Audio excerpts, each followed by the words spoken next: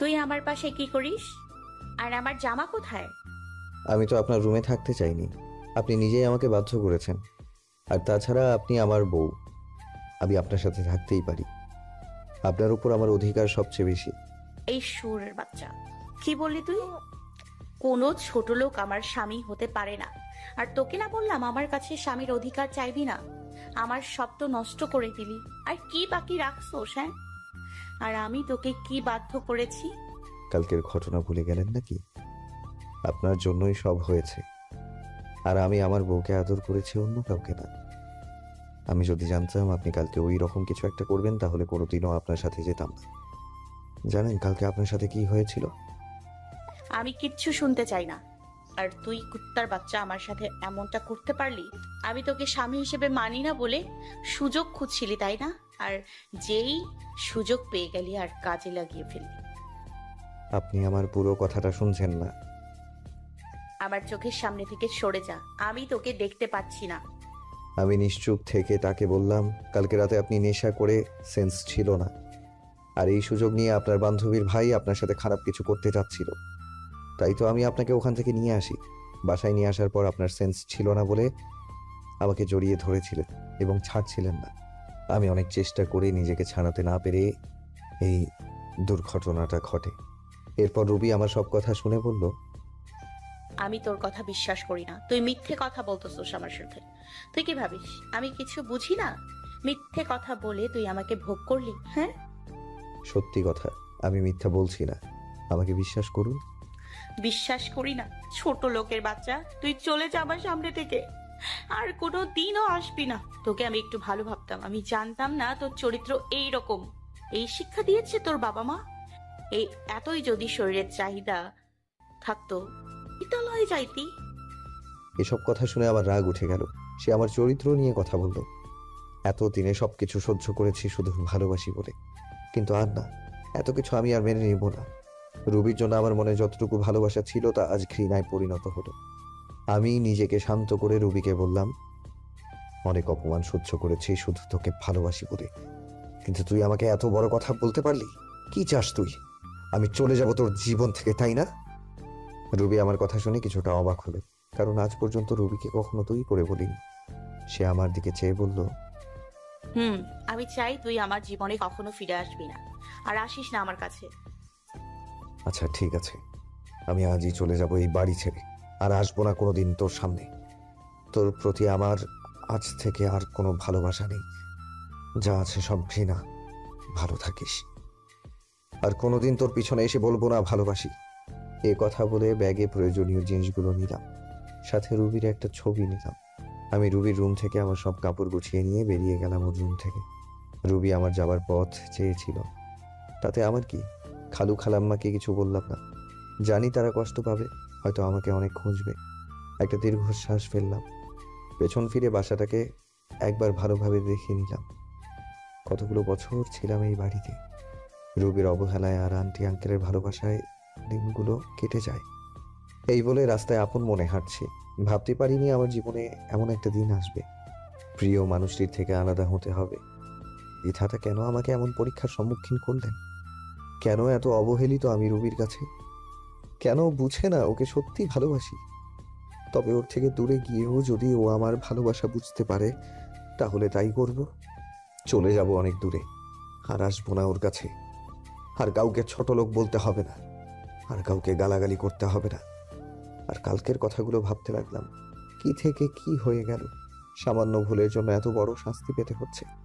কালকে রাতে যদি নিজেকে একটু কন্ট্রোল করতে পারতাম, তাহলে আর এমন একটা সময় দেখতে হতো না। বুক ফেটে কান্না আসতে লাগলো। ভাবতে কেমন জানি লাগে, জীবনে পথ চলতে হবে একা, পাওয়া হলো না রুবির ভালোবাসা। বুক ফেটে কান্না আসতে লাগলো। ভাবতেই কেমন জানি লাগে, জীবনে পথ চলতে হবে একা, পাওয়া হলো না রুবির ভালোবাসা। আমি তো শুধু একটু ভালোবাসাই চেয়েছিলাম ওর থেকে, তার বদলে কি পেলাম? শুধু অবহেলা। কোথায় যাব, আমি কি করব, কিছুই মাথায় আসছে না। ভাবলাম এই শহরে আর থাকবো না, চলে যাব এই শহর ছেড়ে। যেই শহরে শুধু অবহেলা পেয়েছি সেখানে আর থাকবো না, আর ফিরে আসবো না এই শহরে, আর আসবো না রুবির কাছে, আপন জনের কাছে। এই কথা ভেবে চলে গেলাম রেল স্টেশন। সেখান থেকে টিকিট কাটলাম সিলেটের। কিছু সময় পর ট্রেন ছেড়ে দিল। আমিও গিয়ে বসে পড়লাম ট্রেনে। ট্রেন চলছে আপন গতিতে, আর আমি ভাবছি আজ যদি আমার বাবা মা বেঁচে থাকতো তাহলে আর এই দিন দেখতে হতো না। মা বাবাকে খুব মিস করছি। কোথায় চলে গেলে তোমরা আমাকে একা করে? কেন নিয়ে গেলে না আমাকে? ছেড়ে গেলে এই নিষ্ঠুর পৃথিবীতে, যেখানে শুধু অবহেলায় পড়ছি আমি ধীরে ধীরে। আপনাদের তো পরিচয় দেয়া হয়নি। আমি হলাম আলিফ, বাবা মায়ের একমাত্র সন্তান। আমি যখন ক্লাস 10-এ পড়ি তখন আমার মা বাবা রোড অ্যাক্সিডেন্টে মারা যায়। ভাগ্যক্রমে আমি বেঁচে যাই। তারপর থেকে খালা খালুর বাড়িতে বড় হই, আর রুবি হচ্ছে তাদের একমাত্র মেয়ে। আমি অনার্স 3য় বর্ষে পড়ি, রুবিও। গল্পের সাথে সবকিছু জানতে পারবেন। আপনাদের সাথে কথা বলতে বলতে চলে আসলাম নিজ গন্তব্য সিলেট শহরে। ট্রেন থেকে নেমে পড়লাম। সাইনবোর্ডে তাকিয়ে দেখি এই জায়গার নাম চাঁদপুর। আমি কিছুক্ষণ স্টেশনে এক চেয়ারে বসে বসে খালা খালুর কথা ভাবছি। তারা আমাকে বাড়ি না দেখতে পেয়ে পাগলের মতো খুঁজছে হয়তো। আর রুবি হয়তো অনেক খুশি হয়েছে আমি তার জীবন থেকে চলে এসেছি বলে। আর কোনো ছোট্ট লোক তার পিছে ঘুরবে না। এসব কথা মনে পড়ছে আর দু চোখ বেয়ে শুধু পানি পড়ছে। তবে আমিও ভেবে নিয়েছি কোনোদিন নিজের শহরে যাব না, আর রুবিকে আমার এই চেহারা দেখাবো না। এখন একটা থাকার জায়গা করতে হবে, তারপর কলেজে ভর্তি হতে হবে। কিন্তু কে সাহায্য করবে আমাকে? আমি তো কাউকে চিনি না এখানে। এবার স্টেশন থেকে বেরিয়ে শহরের দিকে যাচ্ছি। এভাবে হাঁটতে হাঁটতে কখন যে রাত হয়ে যায় মনে নেই। আমি রাস্তার ল্যাম্প পোস্টের নিচে দাঁড়িয়ে আছি, আর তখনই দূরে দেখলাম একটা লোক গাড়ি থেকে নেমে দোকানে কিছু জিনিস নিয়ে গাড়ির কাছে যাচ্ছিল। আর তখনই লোকটা বুকে হাত দিয়ে রাস্তার মাঝে পড়ে গেল। আমি যেতে চাচ্ছিলাম, তারপর একটু ভেবে গেলাম লোকটির কাছে। লোকটিকে দেখে মনে হলো অজ্ঞান হয়ে গেছে। আমি তাকে ওনার গাড়িতে ওঠালাম। পাশের মানুষকে প্রশ্ন করে জানতে পারলাম পাশে একটা হাসপাতাল আছে, তাকে ওই হাসপাতালে নিয়ে গেলাম। ডাক্তার নার্স এসে তাকে নিয়ে গেল। আমি ভাবলাম চলে যাব, তারপর ভাবলাম লোকটাকে একটু দেখিয়ে যাই কি অবস্থা। কিছু সময় পর ডাক্তার বেরিয়ে আসলো। চিন্তার কোনো কারণ নেই, রোগী এখন সুস্থ আছে। কি হয়েছিল ওনার? উনি হার্টের রোগী, হার্টের সমস্যার কারণে এমন হয়েছে। বলে ডাক্তার চলে গেল। এখন 3টা বাজে। আমারও যাওয়ার কোনো জায়গা নেই, তাই হাসপাতালে থেকে গেলাম। সকালে ওনার সাথে দেখা হলে চলে যাব সকালে। আপনি এখন কেমন আছেন? এখন একটু ভালো আছি বাবা। তুমি আমার জীবন বাঁচিয়েছো। তোমাকে কি বলেছে ধন্যবাদ দেব? আঙ্কেল, ধন্যবাদ জানানোর দরকার নেই। আচ্ছা, আমি আসি। তোমাকে দেখে মনে হয় এই শহরে না। বাসা কোথায় তোমার? আমি ঢাকা থেকে এসেছি এখানে কালকেই, কাজের খোঁজে। আঙ্কেল, কিছু একটা ভেবে আমাকে বললেন। কোন ক্লাস পর্যন্ত পড়াশোনা করছো? আমি এখন অনার্স 3rd ইয়ারে পড়ি। আচ্ছা, তোমাকে আমার অফিসে কাজ দিব, করবে? আমি ওনার জীবন বাঁচিয়েছি বলে হয়তো করুণা করছে, তা বাদে এখানে থাকতে গেলেও চাকরির দরকার, তা ভেবে হ্যাঁ করে দিলাম। আচ্ছা চলো, আজ থেকে তুমি আমার বাড়িতে থাকবে। না আঙ্কেল, তা হয় না। আমি আপনার জীবন বাঁচিয়েছি বলে একটা চাকরি দিলেন, তা অনেক। আমি ঠিক একটা ভাড়া বাড়ি ম্যানেজ করে নেব। তোমাকে বাড়ি দেখতে হবে না, আমার বাড়িতেই ভাড়া থাকবো। এবার খুশি? আচ্ছা। এই বলে বিকেলে হাসপাতাল থেকে সোজা আঙ্কেলের বাসায় রওনা দিলাম। গাড়িতে বসে ভাবলাম, যাক বাবা, বাঁচা গেল। ভাগ্যের কি পরিহাস! চিনি না জানি না একটা লোক আমাকে নিয়ে যাচ্ছে তার বাসায়। অবশেষে একটা থাকার জায়গা তো পেলাম। এসব ভাবতে ভাবতে চলে আসলাম আঙ্কেলের বাসায়। বাসাটা অনেক বড়, দেখে বোঝা যাচ্ছে আঙ্কেল বড় লোক, কিন্তু আমাদের মতো না। বাসার ভেতর ঢুকে আঙ্কেল সবাইকে ডাক দিল। সবাই আঙ্কেলকে দেখছে ঠিক আছে কিনা। আঙ্কেল সকালে ফোন করে সবাইকে বলে দিয়েছিল। আন্টি আমার কাছে এসে বলল, বাবা, তোমাকে অসংখ্য ধন্যবাদ। ধন্যবাদ দেওয়ার দরকার নেই। তা বাদে আঙ্কেল আমার জন্য আজ যা করলো তা এর কাছে কিছুই নয়। আচ্ছা বাবা, ওই ওপরতলার রুমটা তোমার আজ থেকে, তুমি ওইখানেই থাকবে। যাও, ফ্রেশ হয়ে আসো, সবাই একসাথে খাবার খাবো। যাওয়ার পথে আঙ্কেলের মেয়ের সাথে দেখা হলো। ধন্যবাদ আমার বাবার জীবন বাঁচানোর জন্য। আরে, ধন্যবাদ জানানোর প্রয়োজন নেই। আপনার নামটা কি জানতে পারি? আমি আরিফ। আপনার নাম কি? আমার নাম রিমি, আমি অনার্স 2য় বর্ষে পড়ি। আমি অনার্স 3য় বর্ষে পড়ি। আপনার বাসায় কে কে আছে? আমি এতিম, আমার কেউ নেই। এবার মেয়েটির দিকে তাকিয়ে দেখি মেয়েটি আমার দিকে এক দৃষ্টিতে তাকিয়ে আছে, হয়তো আমার উপর মায়া হচ্ছে।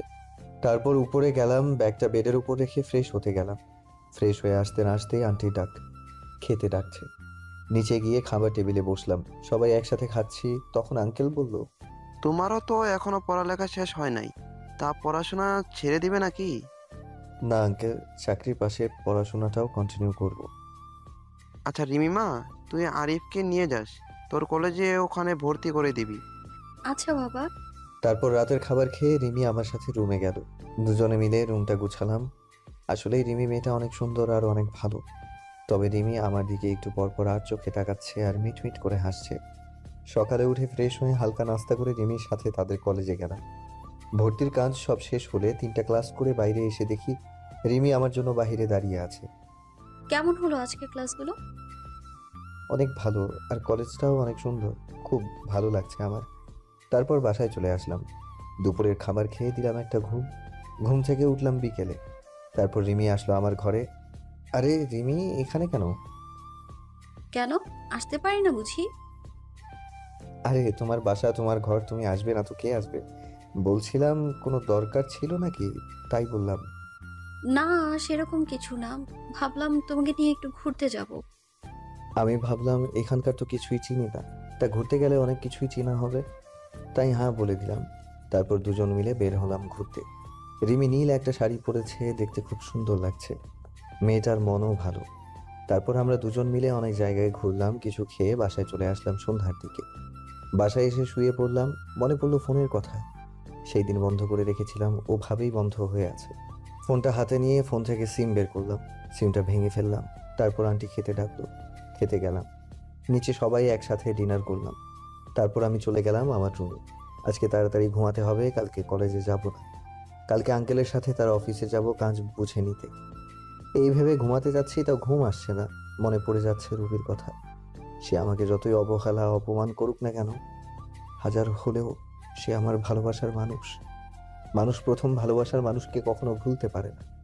আমার বেলায়ও তার বিকল্প হয়নি। এই কথাগুলো ভাবছি আর চোখ দিয়ে পানি গড়িয়ে পড়ছে। এভাবে থাকতে থাকতে হারিয়ে গেলাম ঘুমের দেশে। চোখ খুলে দেখি 6টা বেজে গেছে। আমি উঠে ফ্রেশ হলাম, হয়ে রিমিদের ওখানে গেলাম। আসলে রিমিরা নিচে থাকে আর আমি দোতলায় থাকি।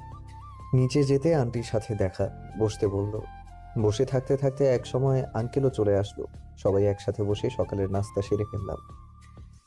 তারিফ, তুমি আজ থেকে অফিসে জয়েন করতে চাও? হ্যাঁ আঙ্কেল, আজ থেকেই যাব, আর অফিসের পাশে পড়াশোনাটাও চালিয়ে যাব। এই বলে আঙ্কেল আর আমি বেরিয়ে পড়লাম বাসা থেকে অফিসের উদ্দেশ্যে। অফিসে গিয়ে আঙ্কেল সবাইকে ডাক দিলেন। সবাই আঙ্কেলের পাশে আসলেন।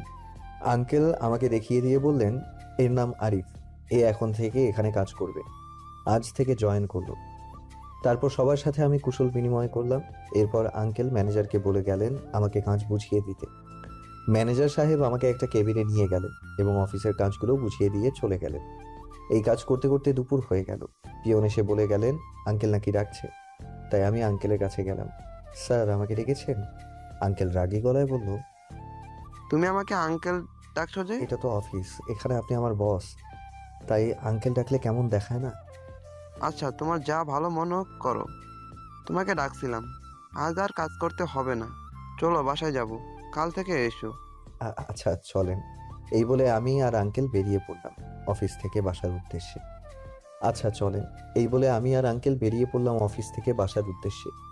বাসায় আসলাম, রুমে গিয়ে ফ্রেশ হয়ে নিচে আসলাম। তখনই দেখলাম রিমি আসছে কলেজ থেকে। রিমি গেল ফ্রেশ হতে, ফ্রেশ হয়ে আসলে সবাই একসাথে খাবো। তারপর আঙ্কেল, রিমি সবাই আসলো খাবার খেয়ে। আমি আমার রুমে গিয়ে ঘুমিয়ে পড়লাম। বিকেলে উঠে বাহিরে গেলাম নতুন সিম কিনতে হবে। আগের সিম নষ্ট করে ফেলেছি যাতে কেউ যোগাযোগ করতে না পারে। তারপর একটু ঘোরাঘুরি করে বাসায় এসে রিমিদের ওখানে গিয়ে রাতের খাবার খেয়ে চলে গেলাম রুমে। কাল আবার অফিসে যেতে হবে। এভাবেই কেটে গেল অনেক দিন। তাও আমার মন থেকে রুবিকে মুছে ফেলতে পারলাম না। যখনই তার কথা মনে হয় অনেক কষ্ট হয়। কি করব, ভালোবাসি যে তাকে। এখন আর রিমিদের ওখানে প্রয়োজন ছাড়া যাই না। এখন আমি নিজেই রান্না করে খাই। আর কতকাল মানুষের বাসায় খাবো? আমার জন্য যা করেছে সেটাই অনেক। রিমিদের বাসায় যাই না দেখে রিমি প্রতিদিনই কিছু না কিছু নিয়ে আসে আমার জন্য। বারণ করা সত্ত্বেও নিয়ে আসে। তবে রিমির ব্যবহার দেখে আমি খুব অবাক হই। মেয়েটা এত ভালো, আর মাঝে মাঝে রিমির আচরণ দেখে মনে হয় রিমি আমাকে খুব ভালোবাসে। আমার কখন কি লাগবে সব সময় চোখে চোখে রাখবে, কেয়ার করবে, মিষ্টি শাসন করবে। রিমির মিষ্টি শাসন আর কেয়ারগুলো খুব ভালো লাগে। কিন্তু আমি যে তাকে ভালোবাসতে পারবো না। আমার মন যে অনেক আগেই একজনকে দিয়ে ফেলেছি। দূরে আছি তো কি হয়েছে, দূর থেকেও মানুষকে ভালোবাসা যায়। একদিন আমি কলেজে এক মেয়ে বান্ধবীর সাথে কথা বলছি, আর সামনে গেটে ঢুকে যাচ্ছি। মেয়েটা আমায় খুব কাছের মনে করে।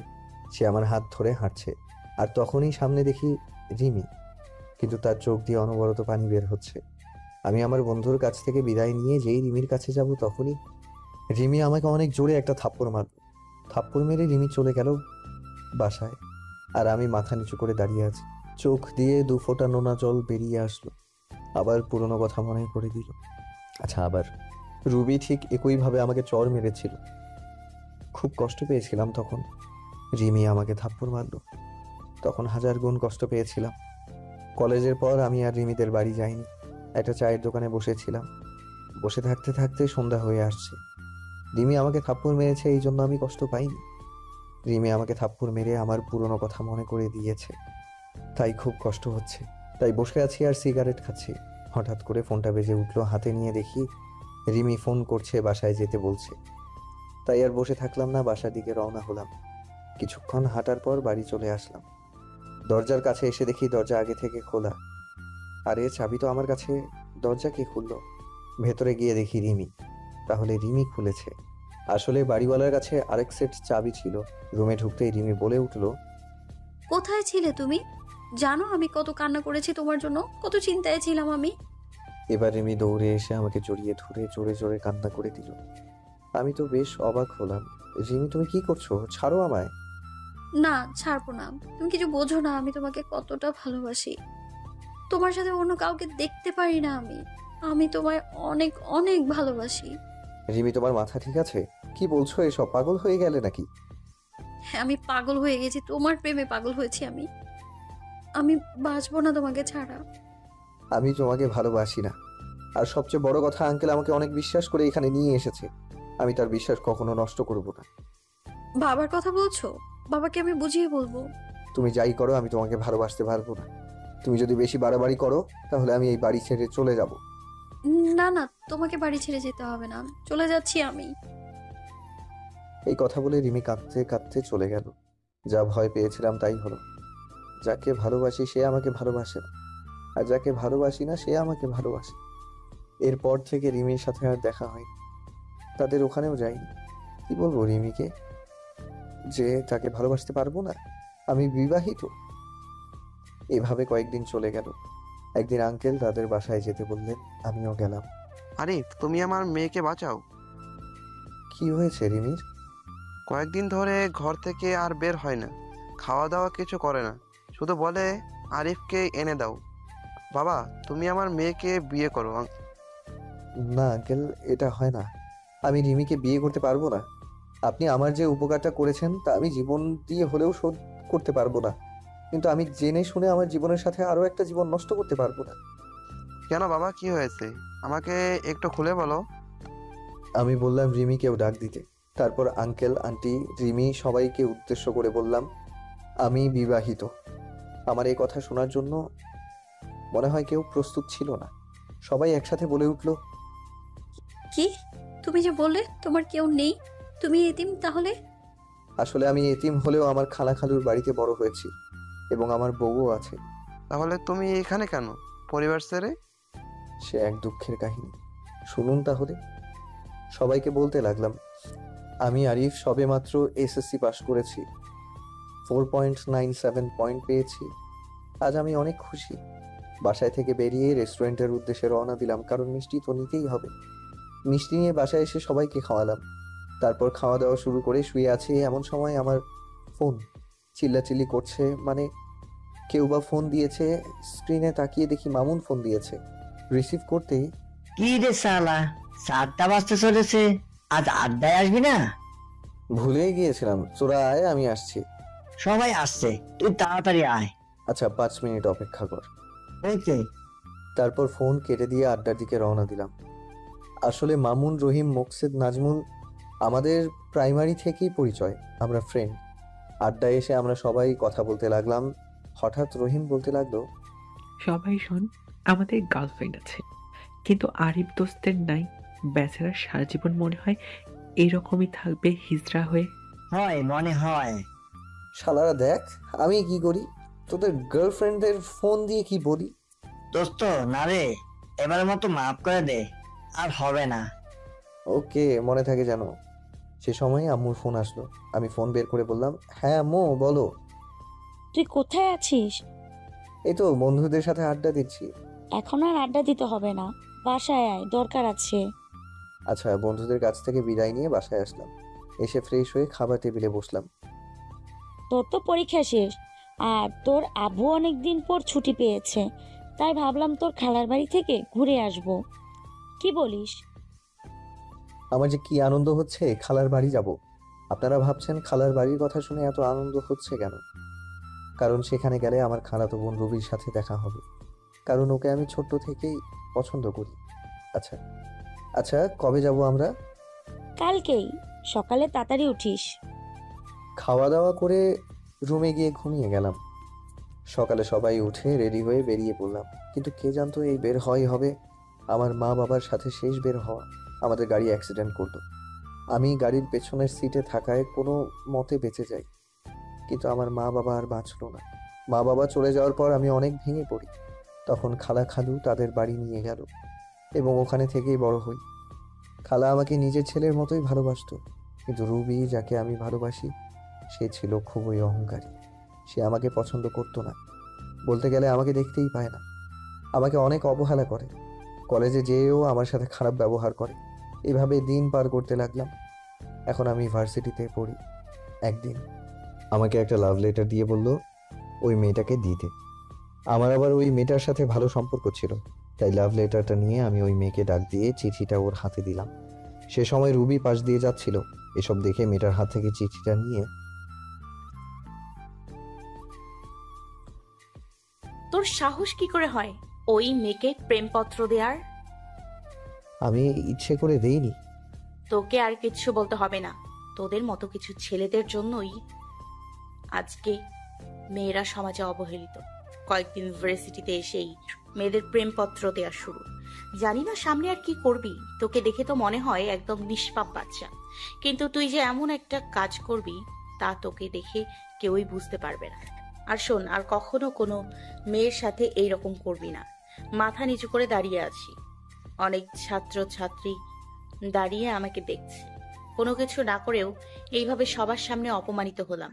অবশ্য রুবির কাছ থেকে অপমানিত হওয়া আমার কাছে নতুন কিছু নয়। সেই ওর বাড়িতে আসার পর থেকেই অপমানিত হয়ে আসছি, বাবা মা মারা যাওয়ার পর থেকে। সরি বন্ধু, আমার জন্য তোর এমনটা হলো। আর এসব কিছু মনে করিনি। চল, কলেজ থেকে বের হয়ে আসলাম আর ভাবতে লাগলাম রুবি কেন আমার সাথে এরকম আচরণ করে। বাসায় গিয়ে কিছু খেয়ে ঘুমিয়ে পড়লাম। পরের দিন ঘুম থেকে উঠতে একটু দেরি হয়ে গেছিল, তাই ভার্সিটিতে যেতে একটু দেরি হলো। কি ব্যাপার, এত দেরি হলো কেন? সরি স্যার, আর হবে না। আচ্ছা যাও। ক্লাস শেষ করে বাসায় চলে আসলাম। রুবি আমি এক ক্লাসেই পড়ি, কিন্তু ও আমার সাথে কথা বলে না, মনে হয় চিনিই না আমাকে। বাসায় আসতে আসতে 2টা বেজে গেল। বাসায় এসে দুপুরের খাবার খেয়ে ঘুমাতে গেলাম। বিকেলে বাহির থেকে ঘুরে এসে পড়তে বসলাম। 10টার দিকে খাবার খেয়ে ঘুমিয়ে গেলাম। ঘটনা ঘটলো সকালে। আরিফ শোন, তোরা এখন অনেক বড় হয়ে গেছিস। আমি আর তোর খালু চাই তোকে রুবির সাথে বিয়ে দিতে। তোর কোনো আপত্তি আছে? আমি ভাবলাম সকালে আজ কার মুখ দেখে উঠেছিলাম যে খালা নিজে এসে বিয়ের কথা বলছে। আমি যেহেতু রুবিকে পছন্দ করি প্লাস ভালোবাসি, তাই আর না করলাম না। ভাবলাম রুবি ঠিক একদিন আমাকে ভালোবাসবে, আমার কোনো আপত্তি নেই। কিন্তু রুবি কি এই বিয়েতে রাজি হবে? সেটা তুই আমাদের উপর ছেড়ে দে। তারপর খালাম্মা চলে গেল। আমি জানতাম রুবি এই বিয়ে মানতে চাইবে না, কিন্তু খালা খালুর জোড়াজুড়িতে হ্যাঁ বলে দিয়েছে। দেখতে দেখতে আমাদের বিয়েটাও ভালোভাবে হয়ে গেল। আমি এখন যাচ্ছি বাসর ঘরে। ঘরে গিয়ে দেখলাম রুবি খাটের উপর বসে আছে। আমি কিছুটা সাহস নিয়ে গেলাম তার কাছে। যেই খাটে বসলাম আর রুবি বলতে শুরু করলো, ওই ছোট লোকের বাচ্চা, আমার কাছে একদম আসবি না, এখান থেকে চলে যা। রুবি, আমরা তো এখন স্বামী স্ত্রী। আমি তোকে স্বামী হিসেবে মানি না। আর তুই কি ভাবলি তোর মতো ছোট লোককে আমি বিয়ে করতে রাজি হব? বাবা মায়ের জোড়াজুড়িতে এ বিয়ে করেছি। রুবি, আমি তোমাকে অনেক ভালোবাসি, প্লিজ তুমি আমাকে মেনে নাও। দেখো, আমি তোমাকে অনেক সুখেই রাখবো। তোর মতো ছোট লোককে আমি ভালোবাসবো কোনো প্রশ্নই আসে না। আর তুই কোনো দিন আমার কাছে স্বামীর অধিকার খাটাতে আসবি না। এই কথাগুলো মা বাবা যেন জানতে না পারে। যা, মেঝেতে গিয়ে শুয়ে পড়। আমি একটা বালিশ নিয়ে নিচে শুয়ে পড়লাম। আমি জানতাম রুবি আমাকে মানবে না, কিন্তু কিছুদিন পর সব ঠিক হয়ে যাবে এই আশা নিয়েই থাকা। কিন্তু আমার ধারণা ভুল। দিন যাচ্ছে আর রুবি আমার প্রতি আরো খারাপ ব্যবহার করছে। রুবি কাপড় চেঞ্জ করছিল, আমি জানতাম না। হুট করে রুমে ঢুকতেই, এই কুত্তার বাচ্চা, রুমে আসতে গেলে নক করে আসতে বলছি না? না মানে আপনাকে খাওয়ার জন্য ডাকছে। এদিকে আয়। আমি ওর একটু কাছে গিয়ে দাঁড়ালাম। ঠিক তখনই রুবি আমাকে ঠাস ঠাস করে 2 গালে 2টো থাপ্পড় মারলো। থাপ্পড়গুলো অনেক জোরে মারলো, তাই ঠোঁট কেটে রক্ত বের হতে লাগলো আর আমার চোখ দিয়ে পানি ঝরতে লাগলো। ভীষণ ব্যথা করছে। এরপর যদি রুমে আসিস তাহলে নক করে আসবি, যত সব ছোট লোক। এখন যা, আমি আসতেছি। আমি কিছু বললাম না। এটা আমার সাথে শুধু আজকে ঘটছে না, প্রতিদিনই আমার সাথে এরকম করে রুবি। ঠোঁটে ভীষণ ব্যথা করছে। ওয়াশরুমে গিয়ে ঠোঁটের রক্তগুলো মুছতে চাচ্ছি, কিন্তু হাত লাগাতে পারছি না, ভীষণ ব্যথা করছে। কোনো মতে ফ্রেশ হয়ে নিচে চলে আসলাম। নিচে গিয়ে দেখি রুবি খাওয়ার টেবিলে বসে আছে। আমিও গেলাম। আরে এদিকে আসো। জি খালু, বলেন। দাঁড়িয়ে আছো কেন? বসো, আমরা একসাথে খাবো। আমি রুবির দিকে তাকালাম। ও আমার দিকে আগুন চোখে তাকিয়ে আছে। আমি কিছু বললাম না, এখনো দাঁড়িয়ে আছে। কি হয়েছে আরিফ, তোকে বসতে বললো না? আসলে খালা আমাকে তুই করেই বলে, আমাকে নিজের ছেলের মতো ভাবেন। আমি এখনো দাঁড়িয়ে আছি আর রুবির দিকে চেয়ে আছি। রুবি শুধু রাগে। আরিফ, তোমাকে আমি বসতে বলছি, তুমি দিন দিন অবাধ্য হয়ে যাচ্ছ। খালু, বসছি। আমি যখন বসতে যাব তখনই রুবি চেয়ার থেকে উঠে দাঁড়িয়ে যায় আর বলতে লাগলো, এই ছোট লোকের সাথে আমি এক টেবিলে বসে খেতে পারবো না। তোমাদের মন চাইলে তোমরা খাও। কিসের ছোট লোক? ভুলে যাস না রবি, আরিফ কিন্তু তোর স্বামী। কিসের স্বামী? আমি মানি না। এই বলে রুবি না খেয়ে চলে গেল। খালা খালু দুইজন আমার দিকে অসহায় দৃষ্টিতে তাকিয়ে আছে। আমি মুচকি হেসে বললাম, খালু, আমি কিছু মনে করিনি রুবির কথায়। একদিন সব ঠিক হবে ইনশাল্লাহ। তাই যেন হয় বাবা। আয়, তোকে আমি নিজ হাতে খাইয়ে দিই। আমি আর কিছু না বলে চুপচাপ খেয়ে নিলাম। এরপর রুমে আসলাম। রুমে এসে দেখি রুবি খাটে শুয়ে আছে। আমি সোফায় গিয়ে শুয়ে পড়লাম। আব্বু আম্মুর কথা খুব মনে পড়ছে। আজকে যদি ওরা বেঁচে থাকতো তাহলে আর আমাকে এইরকম দিনগুলো দেখতে হতো না। আব্বু আম্মুর জন্য খুব খারাপ লাগছে, চোখে পানি চলে আসছে। তবে খালা খালুর মাঝে আমি আমার মা বাবাকেই দেখি। তারা আমাকে অনেক ভালোবাসে। কথাগুলো ভাবতে ভাবতে ঘুমিয়ে গেলাম। ফজরের আজান শুনে ঘুমটা ভেঙে গেল, তাই উঠে ফ্রেশ হয়ে নামাজ পড়ার জন্য মসজিদে গেলাম। চারদিকে হালকা হালকা আলো ফোঁটা শুরু করেছে। এরপর নামাজ পড়ে মোনাজাত করতে লাগলাম আব্বু আম্মুর জন্য। এক পর্যায়ে মনে পড়ে ছোটবেলার কথা, আব্বুকে ঘোড়া বানিয়ে তার পিঠে চড়া, আব্বুর সাথে স্কুলে যাওয়া। কান্না চলে এসেছে। বলতে লাগলাম, কেন তোমরা আমাকে একা করে চলে গেছো? তোমাদের সাথে নিলে না কেন? কেন রেখে গেলে এই নিষ্ঠুর পৃথিবীতে, যেখানে মা বাবা ছাড়া আর কেউ আপন নয়? কেন হলো আমার সাথে এইরকম? কেন আমাকে অবহেলা করে? কেন? কথাগুলো বলতে লাগলাম আর কান্না করতে লাগলাম। এরপর বাসায় চলে আসলাম। বাসায় ঢোকার সময় খালা আমাকে তাদের রুম থেকে ডাক দিলেন। রুমে গিয়ে দেখি খালা নামাজের বিছানায় বসে আছেন। আমি গিয়ে খালার পাশে বসলাম। আমার মাথায় হাত রাখলেন। রুবি তোকে খুব কষ্ট দেয়, তাই না রে? মুচকি হেসে বললাম, ও এমন কিছু না খালা, ভালোবাসার মানুষটাই তো কষ্ট দেয়, অন্য কেউ তো আর দেয় না। আমি সব বুঝি রে বাবা, তোর জন্য আমার খুব কষ্ট হয়। মেয়েটা কেন তোর সাথে এমন করে কিছু বুঝি না। কষ্ট এখন আর হয় না খালা, কষ্টগুলো এখন সহ্য করতে শিখে গেছি।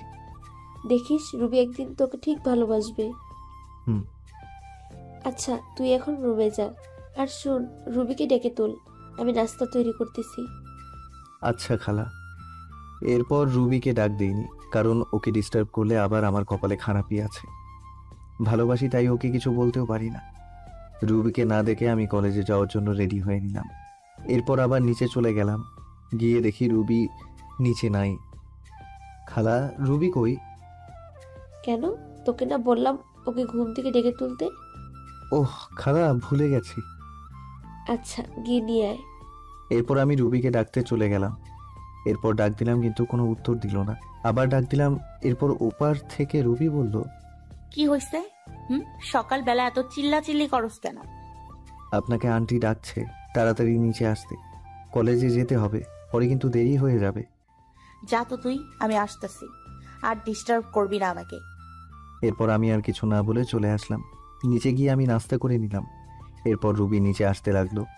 আজকে খুব সুন্দর লাগছে, গোলাপি রঙের একটা ড্রেস, কানের ফুল, চুড়ি, হার, হালকা লিপস্টিক, সব মিলিয়ে জাস্ট অসাম লাগছে। আমি হা করে তাকিয়ে থাকা দেখে রুবি আমাকে বলল, কুত্তার মতো এইভাবে তাকিয়ে আছিস কেন, শুয়োরের বাচ্চা? আমার হা করে তাকিয়ে থাকা দেখে রুবি আমাকে বলল, আদিক্ষেতা না করে গাড়ি বের কর, কলেজে যাব। রুবির কথাটি সোজা গিয়ে আমার বুকে লাগলো। কি এক কপাল নিয়ে পৃথিবীতে এসেছি। নিজের বউয়ের দিকে তাকালেও গাল শুনতে হয়। ওই সময় শুধু চোখে পানি ছলছল করছে। আদিক্ষেতা না করে গাড়ি বের কর, কলেজে যাব। আমি আর কিছু না বলে গাড়ি বের করে রুবির জন্য অপেক্ষা করতে লাগলাম। কিছুক্ষণ পর রুবি আসলো। এরপর আমরা কলেজে চলে আসলাম। যদি কোথাও যাস বা কারোর সাথে কথা বলিস তাহলে তোর অবস্থা খারাপ করে দিব। আমি শুধু মাথা নাড়ালাম। আমি শুধু খেয়াল করলাম ওর বান্ধবী ওকে বলতে লাগলো, রুবি তুই সবসময় আরিফের সাথে এরকম করিস কেন? ছেলেটা কত স্মার্ট আর ভালো, তাহলে কেন সবসময় অবহেলা করিস, কেন খারাপ আচরণ করিস? আর বড় কথা, ও এখন তোর স্বামী, তবু কেন সবসময় খারাপ ব্যবহার করিস? কিসের স্বামী? হ্যাঁ, আর তোকে আমি বলে রাখলাম, কোনোদিনও আমাকে কিছু শেখাতে আসিস না। আর এত যদি দরদ হয় তাহলে তুই ওই ছোট লোকটাকে বিয়ে করে নে, তাহলে আমিও উদ্ধার হব। আমিও তো চাই, কিন্তু জানি ও তোকে ভালোবাসে। আমি হাজার চাইলেও আমার হবে না, জানি, ওইটা আমি ভালোভাবেই জানি। আরিফ আমাকে ভালোবাসে, তুই কিভাবে জানিস? তোকে যদি ভালো না বাসতো তাহলে তোর এত অবহেলা সহ্য করতো না, তোর এত খারাপ আচরণ মুখ বুঝে সহ্য করতো না। আফসোস, আরিফের মতন কেউই আমার জীবনে এলো না। ভালোবাসা না ছাই, ছোট লোকের আবার ভালোবাসা।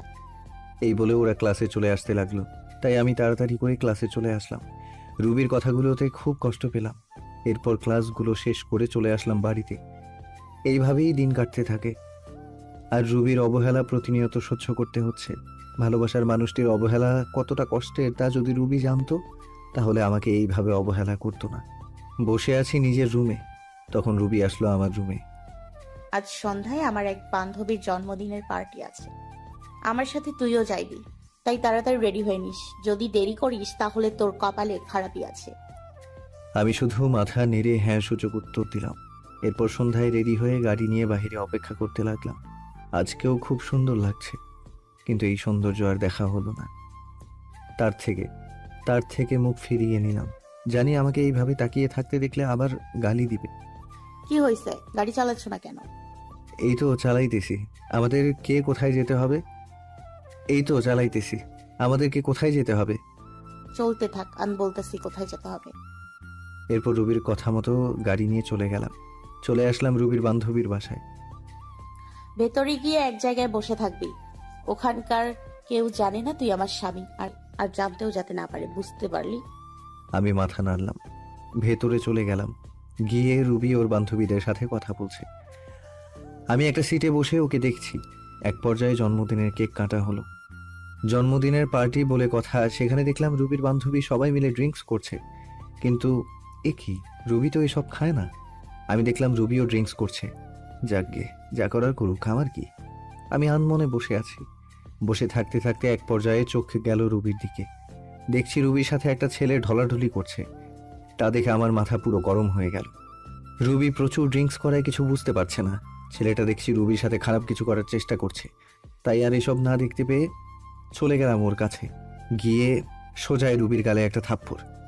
শালা, আমার বউয়ের দিকে খারাপ দৃষ্টিতে তাকাস। মারতে মারতে প্রায় ছেলেটিকে আধমরা করে ফেলি। তখনই রুবির বান্ধবী, যার আজ জন্মদিন, এসে আমাকে আটকায়। বলে, ভাইয়া সরি, আমার ভাই এইরকম কাজ করবে আমি তা জানতাম না, ভাইয়া ক্ষমা করে দিন। এরপর ছেলেটির মুখ টিপে ধরে বলতে লাগলাম, তোর ভাগ্য ভালো, তোকে ছেড়ে দিলাম। আর শুনে রাখ, রুবি আমার, শুধুই আমার। ওর দিকে যে চোখ তুলে তাকাবে আমি ওর চোখ উপড়ে ফেলবো, মাইন্ড ইট। রুবি কিছু বলছে না, হয়তো বেশি ড্রিঙ্কস করার কারণে এইরকম হচ্ছে। তাই আমি রুবিকে কোলে তুলে নিয়ে নিচে চলে আসলাম, আর সবাই আমাদের দিকে তাকিয়ে আছে। এরপর গাড়ি করে রুবিকে নিয়ে আসলাম, গাড়ি থেকে রুবিকে নামিয়ে ওর রুমে নিয়ে আসলাম। এরপর তাকে খাটে শুইয়ে দিলাম। রুবি আমার গলা জড়িয়ে ধরে আছে। আমি কোনো মতে নিজেকে ছাড়িয়ে উঠতে চাইলাম, কিন্তু পারলাম না। এই কি করছেন, কি ছাড়েন আমাকে। তোমাকে আজকে ছাড়ছি না। মানে কি বলতে চান আপনি? দেখেন আমাকে, বলতে পারলাম না। হ্যাঁ আচ্ছা, দেখেন আমাকে, বলতে পারলাম না। রুবি আমার আর ওর ঠোঁট এক করে নিল। আমি কিছু করতে পারছি না, আমার হাত পা ঠান্ডা হয়ে আসছে। আমি জানি রুবি এইসব কিছু নেশার ঘোরেই করছে। আমার এইরকম করা ঠিক হবে না, তাই নিজেকে ছাড়াতে চাইলাম, কিন্তু পারছি না। রুবি আমাকে এখনো খুব জোরে জড়িয়ে ধরে আছে। আমিও ধীরে ধীরে দুর্বল হতে লাগলাম। আমিও রুবির ডাকে সাড়া দিলাম। রুবি আমার বউ, ওর ওপর আমার অধিকার আছে, আর যা হবার পরে দেখা যাবে। ধীরে ধীরে দুইজন তলিয়ে গেলাম ভালোবাসার গভীর সাগরে। সকালবেলা আমার ঘুম ভেঙে যায়। রুবি এখনো আমাকে জড়িয়ে ধরে আছে। আমি নিজেকে ছাড়িয়ে রুবির কপালে একটা চুমু দিলাম। আমার স্পর্শে রুবির ঘুম ভেঙে যায় এবং আমাকে দেখে চমকে ওঠে। তুই এখানে কি করিস? আমার পরনের কাপড় কোথায়? এরপর তো সবকিছু আপনারা জানেন, কি হলো আমার সাথে। আর না জানলে প্রথম পর্বে দেয়া আছে, গিয়ে জেনে আসুন। আর বলতে পারলাম না, হাতে অনেক ব্যথা। 10 টাকা দেন তো মলম কিনবো, টাকা নাই। এরপর আমার সাথে রুবি কি করলো, আমি কেন বাসা ছেড়ে চলে আসলাম, সবকিছু আঙ্কেল আন্টি রিমি সবাইকে বললাম। আমি তাদের দিকে তাকাতেই বুঝতে পারলাম তারা মন খারাপ করে বসে আছে। তারপর রিমি বলল, তুমি রুবিকে ডিভোর্স দিয়ে দাও, আমি তোমায় বিয়ে করব। এ হয় না রিমি। রুবি আমাকে যতই অবহেলা করুক না কেন, আমি তাকে এখনো আগের মতোই ভালোবাসি। আমি তার জায়গা কাউকে দিতে পারবো না। তুমি এরকম করলে আমি আর এই বাড়িতে থাকবো না, চলে যাব দূরে কোথাও। আর বলবো না, তাও তুমি চলে যেও না। আমার এইরকম পরিস্থিতি দেখে আঙ্কেল আন্টি কিছু বলতে পারলো না। তা বাদে আমি বিবাহিত। তারা যেন শুনে তাদের মেয়েকে একটা বিবাহিত ছেলের সাথে বিয়ে দিতে চাবে না।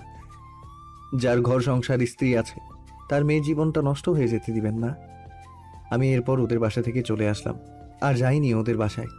এভাবেই দেখতে দেখতে 5 বছর চলে গেল। এখন আমার পড়ালেখা শেষ, এখনো আঙ্কেলের অফিসেই চাকরি করি। অনেক ভালো ভালো কোম্পানি থেকে চাকরির অফারও এসেছিল, কিন্তু না করে দিয়েছি।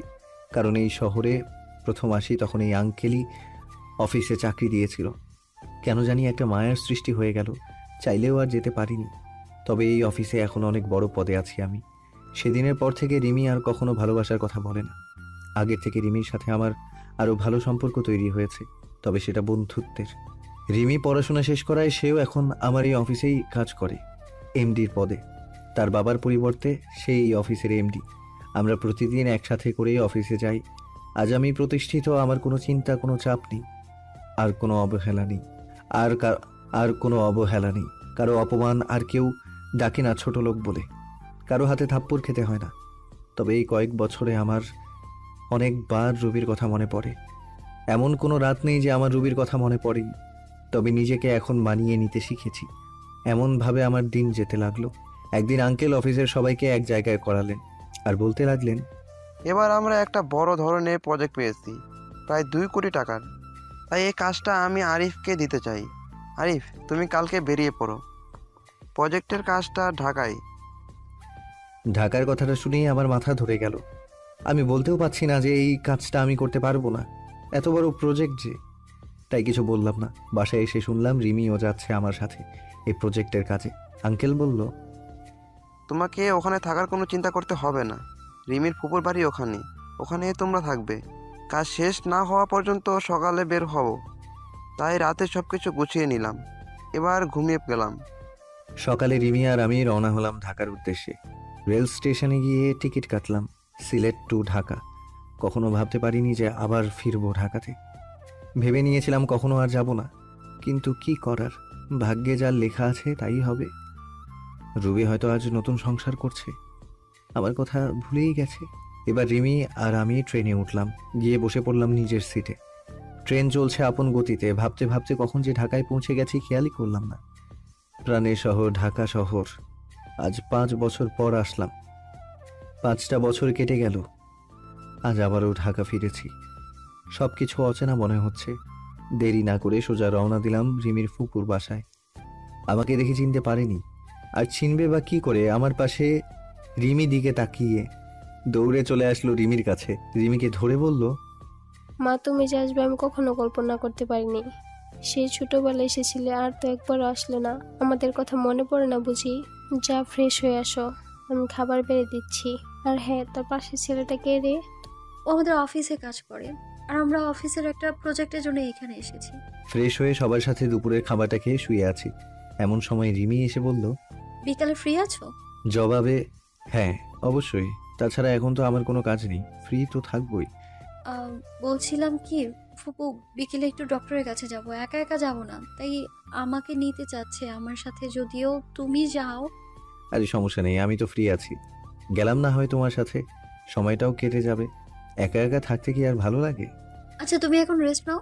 বিকেলে রিমি একটা আকাশি কালারের শাড়ি পরেছে, কাচের চুড়ি হাতে, চোখে কাজল দিয়ে আমার সাথে বের হয়েছে। ওকে দেখলে যে কোনো মানুষ প্রেমে পড়ে যাবে। ওকে দেখে রুবির কথা খুব মনে পড়ে গিয়েছে। যথারীতি ডাক্তারের চেম্বারে পৌঁছে গেলাম।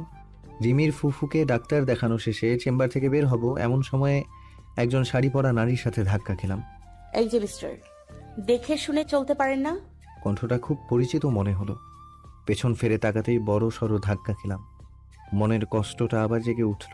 এই যে রুবি, সামান্য একটু পরিবর্তন হয়েছে শুধু। মেয়েদের বয়স ধরা খুব মুশকিল। তার নজর আমার দিকে পড়তেই অবাক দৃষ্টিতে তাকায় আমার দিকে।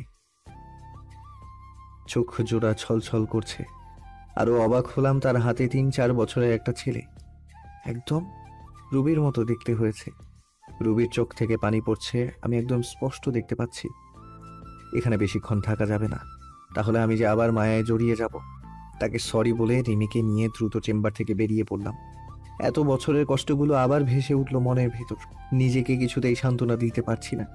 রাতে বাসায় এসে কিছু না খেয়ে শুয়ে পড়লাম। আন্টি অনেক জোর করলো, খেলাম না আমি। সকালবেলা ঘুম ভাঙতেই দেখি রিমি নাস্তা হাতে দাঁড়িয়ে আছে। আমাকে দেখে বলল, রাতে তো কিছুই খাওনি, এখন একটু খেয়ে নাও। না করতে পারলাম না। নাস্তা খেয়ে বসে আছি। রিমি এসে বলল, ঘুরতে যাবে? একটু বাইরে থেকে ঘুরে আসি, তোমার মন ভালো হয়ে যাবে। অনিচ্ছা সত্ত্বেও রাজি হলাম। রিমিকে নিয়ে একটা নদীর ধারে বসে আছি। গাছপালা সমৃদ্ধ এই নদীর ধার। একটু ঘোরাঘুরি করে রাস্তা দিয়ে বাসায় যাচ্ছিলাম। রিমিও সাথে আছে। মেয়েটা খুব ভালো, আমাকে আপন মনে করে, এখনো হয়তো ভালোবাসে আমাকে। কিন্তু সেদিনের ঘটনার পর থেকে আর কিছু বলে না। হয়তো ভয়ে বলে না, আমি চলে যাব বলেছিলাম। এমনিভাবেই হাঁটছি। এমন সময় পেছন থেকে কেউ বলে উঠল, কেমন আছো আরিফ? পেছনে তাকাতেই দেখি রুবি। কে আপনি, আর কি চাই? আপনি করে বলছো? ধুর, আমি আপনাকে চিনি নাকি? এমন ভাবে বলছো মনে হয় যেন আমাদের কখনো দেখাই হয়নি। দেখুন, আমাকে বিরক্ত না করলে খুশি হব। তোমার বউকে তোমার সাথে খুব মানিয়েছে। রিমিকে আমার পাশে দেখে বলল। এ কথা বলাতেই আমার মেজাজটাই বিগড়ে গেল। মন চাচ্ছে কষে দুটো থাপ্পড় দিয়ে বলি, তোর কারণে, শুধু তোর কারণে, ভুল বোঝার জন্য আমার জীবনটা নরকে পরিণত হয়েছে। পাবলিক প্লেস, এজন্য কিছু বলিনি। রিমিকে নিয়ে সাথে সাথে ওই স্থান ত্যাগ করলাম। যাওয়ার সময় দেখতে পেলাম রুবির চোখগুলো ফুলে গেছে। তাতে আমার কি? আমি বা ওর কি হই? আমার কোনো যায় আসে না, ও মরুক আর বাঁচুক, আই ডোন্ট কেয়ার। কথা বলতে খুব কষ্ট হচ্ছিল, তারপরও বললাম, আমার সাথে কেন এরকম হচ্ছে? কেন পুরনো স্মৃতিগুলো আবার চোখের সামনে ভাসছে? আমি নতুন জীবন চেয়েছি, কেন আবার পিছুটানা আমাকে আটকাচ্ছে? এসব ভাবতে ভাবতে বাড়ি চলে আসলাম। এসে শুয়ে পড়লাম আর ভাবতে থাকলাম রুবির কথা। কিছুই ভালো লাগছিল না। রুবির সাথে দেখা হয়ে আমার জীবনটা আগের মতো হয়ে গেল। খালি রুবির কথাই চিন্তা করছি। পরক্ষণেই মনে হলো, রুবির তো স্বামী, সংসার, ছেলে সবকিছুই আছে, তাহলে কেন শুধু শুধু চিন্তা করছি? শত হলেও আমার প্রথম ভালোবাসা। রুবিকে ভুলে থাকা কি যায়? রুবির কথাগুলো ভাবছি। স্বার্থপরের মতো আমাকে একা করে দিল। বিনা দোষে আমি আজ নিঃসঙ্গ। হয়তো এটাই নিয়তি, আমার নিষ্ঠুর ভালোবাসা। সন্ধ্যায় বের হয়ে গেছি, অনেক রাতে বাসায় ফিরলাম। কলিং বেল বাজাতেই রিমি দরজা খুলে দিল। মনে হয় আমার অপেক্ষায় বসেছিল। একটা মেয়ে আমার খুব কেয়ার নিচ্ছে, আমার সেদিকে কোনো মনোযোগ নেই। আমার হৃদয়ে শুধু রুবিই থাকবে। এত রাতে বাইরে কি করছিলে? রাতে বাইরে থাকতে নেই, ফ্রেশ হয়ে এসো, আমি খাবার দিচ্ছি। আমি কিছুই বললাম না, চুপচাপ খাবার খেয়ে বিছানায় চলে আসলাম। সকালে ঘুম থেকে উঠে ল্যাপটপ হাতে নিয়ে দেখি একটা ইমেল এসেছে। সিন করতেই দেখি আমার ডিপার্টমেন্ট থেকে মেইলটা এসেছে প্রজেক্টের কাজে। তাই রিমিকে বললাম তাড়াতাড়ি রেডি হয়ে অফিসে যেতে। রেডি হয়ে অফিস রওনা দিলাম দুজনে। ওখানে যে আমি পুরাই শক খেলাম। আমার অফিসের এক্সিকিউট অফিসার যে রুবি, সেটা দেখে তো আমার মাথা খারাপ হয়ে গেল। এর সাথেই তাহলে আমাদের প্রজেক্টটা কমপ্লিট করতে হবে। যেখানে বাঘের ভয় সেখানেই সন্ধ্যা হয়। তারপর সবার সাথে আমরা পরিচয় হয়ে নিলাম। তারপর গেলাম রুবির কাছে। রুবি আমাকে দেখে চোখ বড় বড় করে তাকিয়ে আছে, হয়তো ভাবছে আমি এখানে কি করতে আসব। তারপর রুবিকে বললাম আমি হলাম আরিফ, আর আমার পাশে ও হচ্ছে নীলা। আমরা সিলেট থেকে এখানে এসেছি এই প্রজেক্টের কাজে। ও আচ্ছা, সেই ব্যক্তিরা তাহলে আপনারা? এরপর কিছু কথা বলে চলে আসলাম। দুপুরে কাজ শেষে আমার ডেস্কে বসে আছি, এমন সময় একটা বাচ্চা ছেলের আনাগোনা দেখলাম অফিসে। আরে এই তো সেই ছেলে যাকে রুবির সাথে আমি দেখেছি। আমি ডাক দিতে আমার কাছে আসলো। তোমার নাম কি বাবা? রোহান। এখানে তুমি কার কাছে এসেছো? কেন? আম্মুর সাথে। আম্মু আমাকে প্রতিদিন এখানে নিয়ে আসে। আম্মুর নাম কি? রুবি আক্তার। বুকটা ধপ করে উঠল। তাহলে এটা রুবির সন্তান। চোখে জল এসে গেল। যদি সবকিছু ঠিক থাকতো তাহলে ছেলেটা আমার হতো। ছেলেটাকে কোলে নিয়ে একটা পাপ্পি দিলাম। আঙ্কেল আঙ্কেল, আপনি আমাকে আদর করেন কেন? আপনাকে তো আমি চিনি না। মা বলেতে অপলিত কালো কাতে না দিতে। আজ থেকে আমরা বন্ধু। বলো মানুষ আবার বন্ধু হয় নাকি? হয় বাবা, হয়।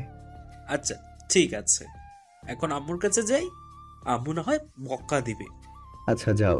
রুবির কাছে রোহান যেয়ে বলল, মা মা, আজ একটা লোক আমাকে খুব আদর করেছে আর বলেছে আমি নাকি তার বন্ধু।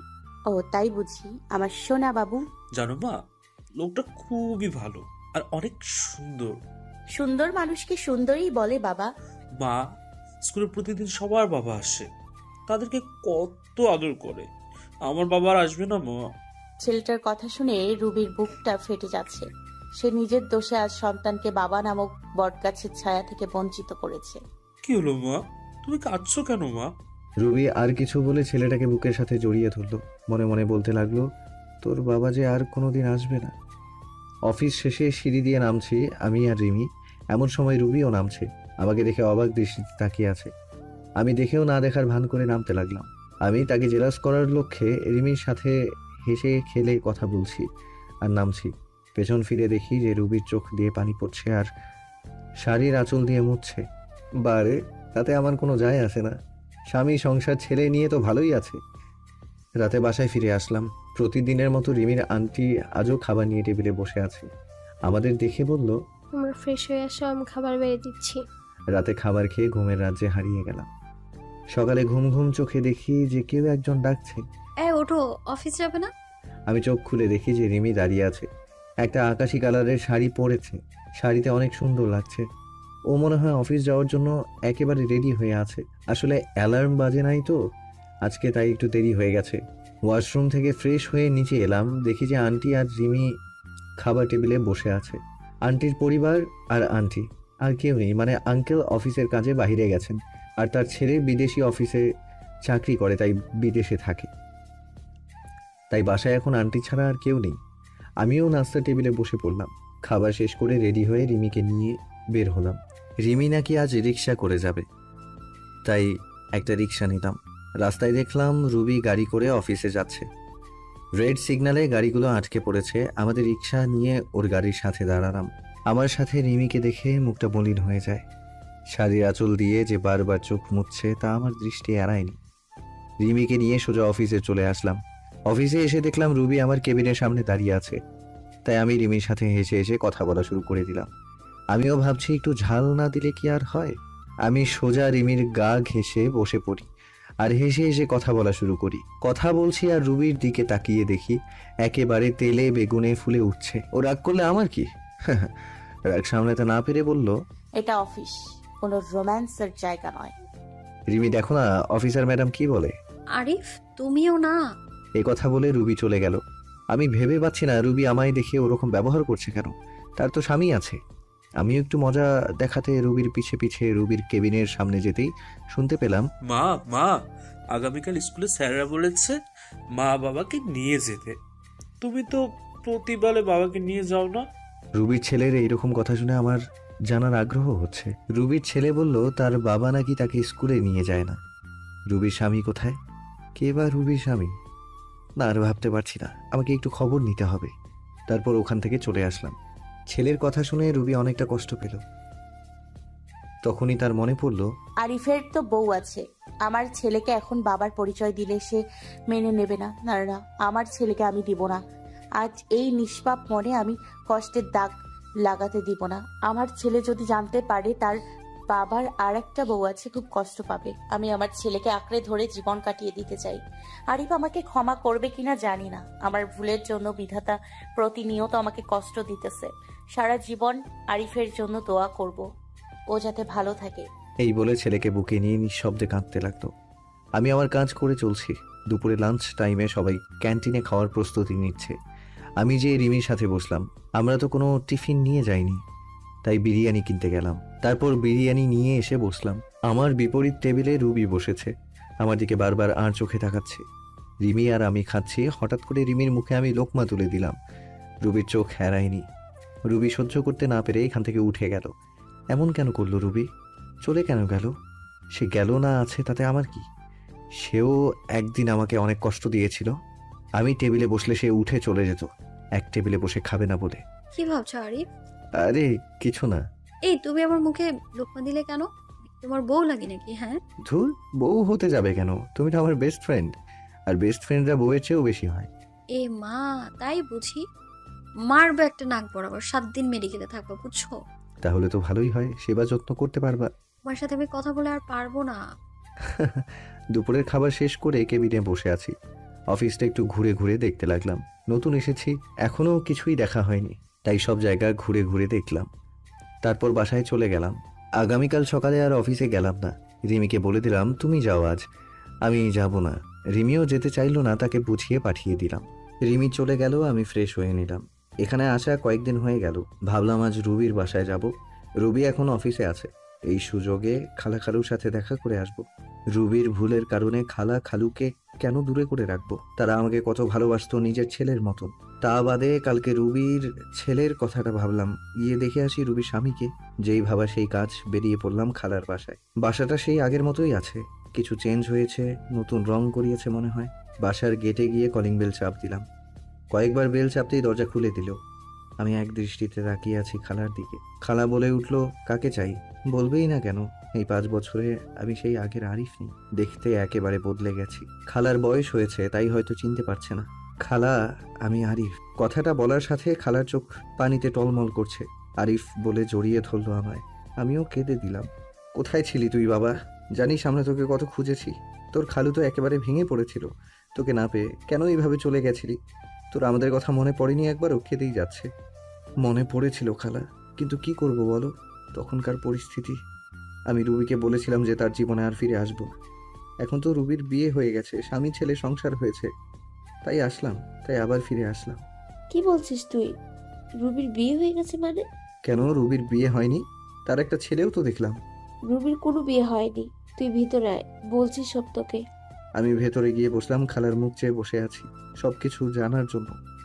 নীরবতা ভেঙে আমি বললাম, কি হলো খালা, বলো। তাহলে শোন, তুই যখন বাড়ি থেকে চলে গেছিস, রুবি তখন অনেক খুশি হয়েছিল। তার কয়েকদিন পর আমি দেখলাম রুবি সারাদিন কি যেন চিন্তা করতো আর কাঁদতো, খাওয়া দাওয়া ছেড়ে দিয়েছিল। আমি যখন জিজ্ঞেস করি তখন বলতে লাগে, মা, আমি একটা বড় ভুল করে ফেলেছি মা। আমার জন্য আরিফ এই বাড়ি ছেড়ে চলে গিয়েছে। কি বলছিস? যা বলবি খুলে বল। তারপর রুবির সেই দিনের রাতের কথা বলল। সকালে তোর সাথে অনেক বাজে ব্যবহার করে তোকে চলে যেতে বলেছে। একদিন রুবির সাথে ওর বান্ধবীর দেখা হয়। ওর বান্ধবী বলে দেয় যে রুবি যখন ড্রিঙ্কস করে ফেলে তখন সেন্স ছিল না, তখন তার ভাই রুবির সাথে খারাপ ব্যবহার করে। তাই তার বান্ধবী রুবির কাছে ক্ষমা চেয়ে চলে যায়। রুবি এসব কথা শুনে মাথাটা ধরে যায় যে তোকে দোষারোপ করেছে। মেয়েটা অনেক ভেঙে পড়ে যায়, তাই ওকে আমি কিছু বলি নাই। তার কয়েক মাস পর রুবি একদিন মাথা ঘুরে পড়ে যায়। আমি ডাক্তারের কাছে নিয়ে জানতে পারি রুবি মা হতে চলেছে। আর রুবির সাথে যে ছেলেটা দেখছিস, ওটা তোর আর রুবির ছেলে। কথাগুলো শোনার পর আমার চোখ দিয়ে আপনা আপনি পানি পড়তে লাগলো। তার মানে ও আমার ছেলে? আমার যে কি আনন্দ লাগছিল বলে বোঝাতে পারবো না। তাই রুবি আমায় আর রিমিকে একসাথে দেখে জ্বলছিল। আরিফ শোন বাবা, রুবিনা তোকে অনেক ভালোবাসে। তুই চলে যাওয়ার পর ও ওর ভুল বুঝতে পেরে অনেক কেঁদেছে। তোর জন্য আজও অপেক্ষা করে বসে আছে মেয়েটা। তুই আর ওকে ফিরিয়ে দিস না বাবা। তাই বললে কি হয়?